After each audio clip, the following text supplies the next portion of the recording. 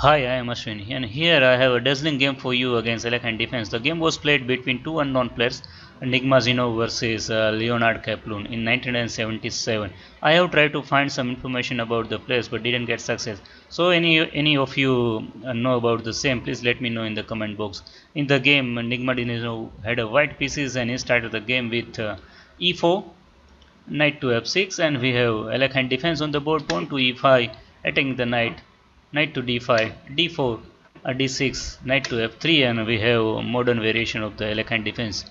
Bishop to g4, pinning the knight, bishop to e2, breaking the pin, and now c6, c4, attacking the knight, knight to b6, and now black is basically threatening this bishop capture on f3, and in case of bishop capture f3, this knight capture on c4 wins the pawn. So knight b to d2 was played, knight to d7, and now knight to g5, offering bishop exchanges, and black took the bishop on e2.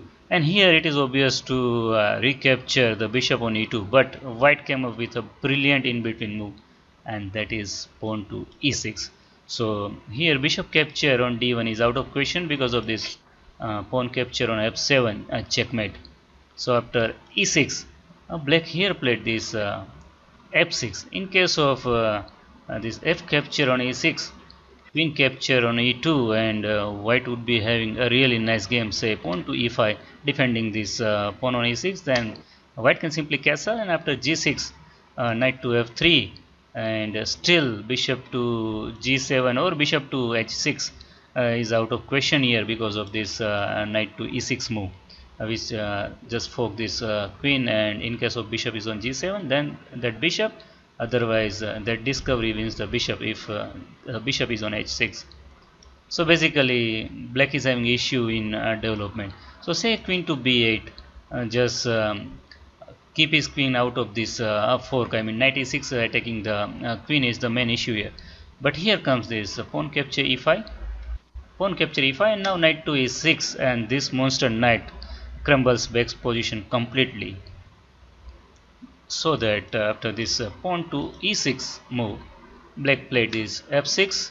Here comes this queen capture on e2, f capture on g5, knight to e4.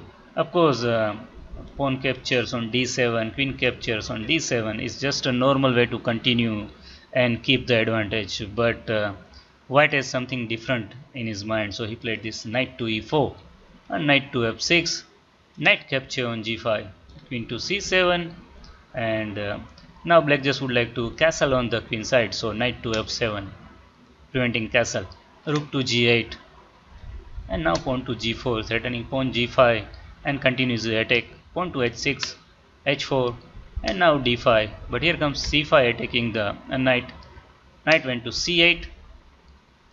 So here idea might be to play this b6, and in some cases of this knight to d6 to get rid of from this beautiful knight from f7.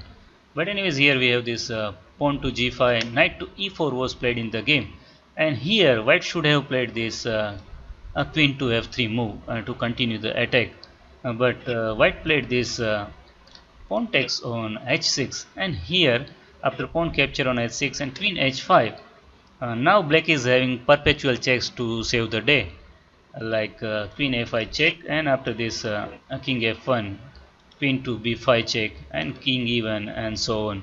But black thought that he might win this game, and here he played this knight to f6, attacking this queen and also covering this e8 square. So black thought that after knight d6 double check, king to d8, this queen e8 is no longer possible because of this knight f6 defending the e8 square. But what do we think? He missed that knight alone can deliver the checkmate too.